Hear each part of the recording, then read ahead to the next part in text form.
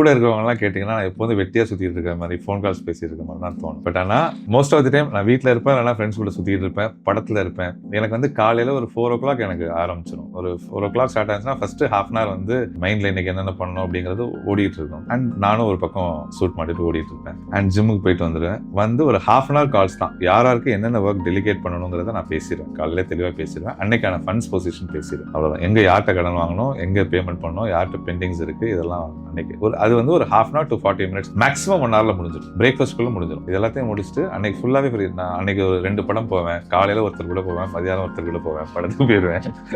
அப்புறம் ஈவினிங் வந்து என்ன ஒர்க் முடிஞ்சதுன்னு பார்ப்பேன். இடையில வந்து கிளைண்ட்ஸே கூப்பிடுவாங்க. இதுல அட்வான்டேஜ் என்னன்னா, காலையில ஒரு 7 to 8 o'clockல என்னோட கிளைண்ட்ஸுக்கு நான் ஃபோன் பண்ணி, சார் இன்னைக்கு உங்களுக்கு அப்பாயின்மெண்ட் இருக்கு, விசா அப்பாயின்மெண்ட் இருக்கு, இல்ல டிக்கெட்ஸ் அது வந்துடும் உங்களுக்கு, இல்ல ஹோட்டல் புக் பண்ணியாச்சு. அந்த ஒரு 7 to 8ல நான் கால் பண்ணி பேசுறேன்னா அவங்களே வந்து என்னப்பா ஃபர்ஸ்ட் ஹவர்லயே கூப்பிட்டு எல்லாம் சொல்லிடுறேன். அவங்க இம்ப்ரெஸ் ஆயிடுவாங்க. சரி வந்து இன்னைக்கு நம்ம வேலையை ஒருத்தன் செஞ்சுட்டு இருக்கான், காலையிலே ஆரம்பிச்சிட்டான் அப்படின்னு அவங்களும் சாட்டிஸ்ஃபைடா இருப்பாங்க. 12 ரூபாய் அவங்க வேலையை பார்க்க போயிடுவாங்க. அவங்க வேலையை முடிஞ்சு அன்னைக்கு ஈவினிங் ரிசல்ட் கொடுக்கும். அதர்வைஸ் எனக்கு தேவைப்படுற நேரமே அந்த 1 to 2 hours தான் பொட்டன்ஷியலா நான் ஏர்ன் பண்றதுக்கு.